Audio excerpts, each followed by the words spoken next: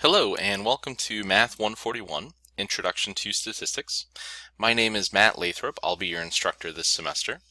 Before we get started with any of the content in the course, I just want to give you a brief orientation to the class, show you around the site a little bit, and walk through the syllabus, some of the expectations of the course. So what we're looking at right now is the announcements page. It's what you'll see every time you log into this class. So I'd encourage you to always take a look at any new information that's been posted here. There's already one announcement that you should read if you haven't already. And then you'll also see a box for your overall score. This is going to be a number that updates as you complete assignments throughout the course. So until you complete your first assignment, you're going to see a 0%. But once you start completing assignments, that is going to give you a running total of your percentage in the course so far. So it's just a good idea to check that, get an idea of how you're performing. In the submission progress box, this is going to be a graph that will start to fill in, give you a breakdown of by assignment type how you're performing, so you'll be able to compare homework assignments to progress checks, things like that. On the Start Here page is where you found this video. In addition to this one, you'll also want to watch through this video on how to navigate the course, how to check your progress and get help throughout the semester, as well as the campus safety video. But for this video, we want to focus specifically on the syllabus, talk about some of the expectations for the class so that you know what you're getting into this semester. The syllabus starts off with my contact information at the top. It's got my phone number and email address. However, I would encourage you, if you're getting in touch with me, to use my email address. That'll just be a more efficient way to get back to me and get a response more quickly versus calling me. Or stop in and see me during my office hours. I'd be happy to chat with you about questions about the course or any other questions or problems you might have. I'm going to leave the catalog description for you to take a look at, and we're going to skip down to required materials. There's only one thing that you need to purchase for this course, which is online access to MyLabs Plus. That access code you'll either be prompted to purchase when you try to work your first homework assignment. So you can purchase that directly through the MyLabs Plus website, which is usually a little bit cheaper, or you can buy that access code through the bookstore.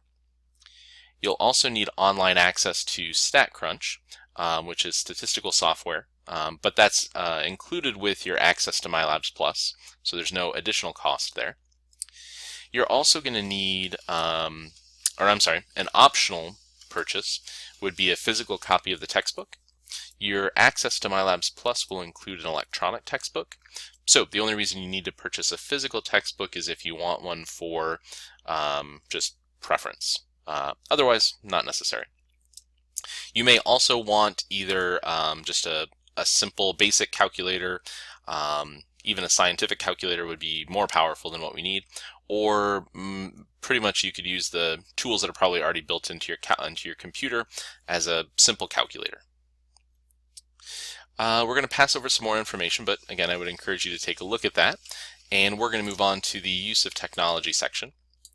So you should be aware that as this is an online class, technology is going to be an important component.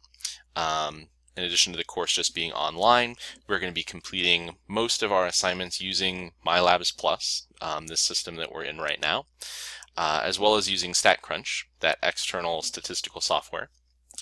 Something you should be aware of, though, is that lack of access to or malfunctioning technology may not be considered an acceptable excuse for late submissions. So you know in advance that this is going to be a very technology-heavy course. This is an online course, so you need to have a plan for how you're going to be able to access these assignments, get them completed by the due date.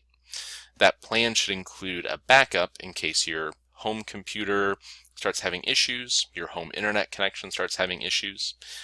So you want to, in advance, prepare some backup plans, which could include using the computer lab in Heartland's library, visiting a public library, a friend's house, some other route to get connection to the internet, have a computer available so that you can complete the assignments for this course on time. Your attendance and participation in this course is going to be very important. We won't be meeting face-to-face, so your attendance and participation will be measured by your participation in weekly discussions. So every module will have a discussion paired with it that will have you responding to one or more prompts. Sometimes those will be individual posts. Other times you'll be asked to reply to a classmate. That will vary. And then we need to keep in mind the midterm withdrawal policy. Hopefully this is something that none of you will have to worry about, but there are 3 different cases in which you could be withdrawn from this course at midterm. That would include failing to access the course or complete any assignments for 2 weeks without appropriate notice, failing to fully participate in more than 2 of those module discussions, or failing to meaningfully attempt at least 70% of the assignments due by midterm. So as long as you're logging into the course, completing assignments, participating, contacting me if you do need to take sort of an extended leave from the course for some extenuating circumstance, then we won't have any issues with that. But just so you're all aware, every module will consist of 2 to 3 homework assignments, followed by a quiz covering that material. You'll have an unlimited number of attempts at homework assignments up until the due date. Once the due date passes, you can still complete homework late, but you'll receive a 10% deduction. So the highest score you could receive would be a 90% once that due date passes. Quizzes will cover the associated homework assignments. You'll start off with just a single attempt on those quizzes, but if you earn at least a 95% or better on the homework assignments for that module, then you'll unlock a second attempt. There will also be practice quizzes available, but you do need to keep in mind that late quizzes won't be accepted. So you either need to have quizzes completed by the due date, or you'll receive a 0 for those assignments. There will be 3 regular exams throughout the semester.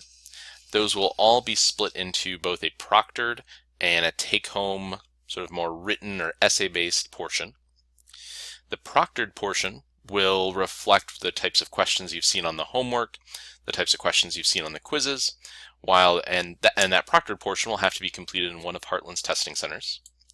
The take-home portion will be reflected better by the types of activities we're completing in our module discussions. So those will be written responses where you're analyzing data, analyzing graphs, and providing sort of more written, thorough explanations or interpretations of those results. But you'll see examples in our discussions as well as the lecture videos as we progress throughout the semester. There will be a cumulative final exam at the end of the semester, so that will cover content from modules 1 through 12. That will make up 20% of your overall score in the class, and you do need to complete the final exam in order to receive a passing grade. There will also be some opportunities to improve a low exam score. So right at the end of the semester, there will be 2 options to hopefully give your grade a nice boost. One will be completing the final exam. If your final exam score is better than one of your proctored exam scores, I'll replace that lower exam score with your score on the final. Or if you have one of the take-home exams that didn't go as well as you would have liked, there will be an optional take-home exam which you can complete to replace your lowest take-home exam score. So a couple of big opportunities right at the end of the semester to boost your grade if you need that. There's a table here with exam release dates, the grading breakdown, grading scale. I would encourage you to take a look at all of that. Modules and exams in this class will typically go from Monday to Monday. So exam 1 will open on February 6th and then be due the following Monday. There are some important dates to keep in mind. For instance, the last day to drop the course with a refund, last day to withdraw, spring break. Hopefully no one ends up needing to drop or withdraw, but if something comes up, just be sure that you're aware of those dates. The FERPA statement here is a privacy statement, just saying that I can only reply to you if I receive communication, electronic communication from you through your Heartland email account or through the MyLabs Plus website. So please don't email me from a personal account or an email account from another school, your job. You need to make sure emails come either through the site itself or from your Heartland email account. That way I can verify that I'm only communicating with you about your progress in this course.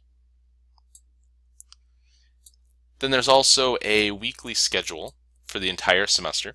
As this is an online course, we should be able to stick to this pretty strictly, since weather and other concerns won't really interfere with canceled classes and such. So again, every module every exam will typically be from Monday to Monday. So our first set of assignments opens up January 16th and will be due January 23rd, that following Monday.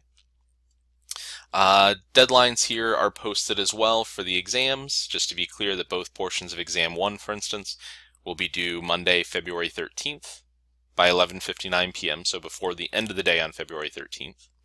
The testing center will actually close quite a bit before that, so the proctored portion will have an earlier due date that'll be set by whenever the testing centers close. But you can get an idea of the breakdown of week to week, what we'll be completing.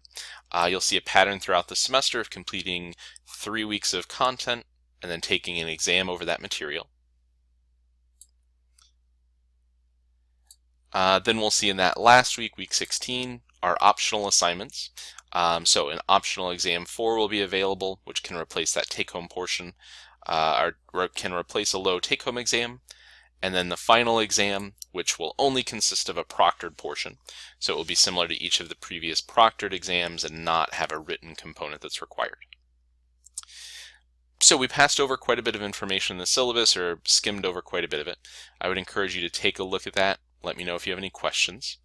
Also read through this information that follows that table, the general information for students. For instance, information on the library, if you need to make use of that computer lab or other resources there. Tutoring services, which I would highly recommend if you want some extra help or are having questions throughout the semester, as well as the information on disability support services. If you have a documented disability and we need to set up some accommodations in support of that, please just make sure you're contacting me ahead of time so we can get those arrangements made before the first exam.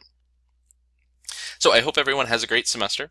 I will be in touch with you through the discussion boards, through the announcements page, as well as through individual emails. So make sure you're checking your email, make sure you're reaching out when you have questions or need assistance with anything, and good luck.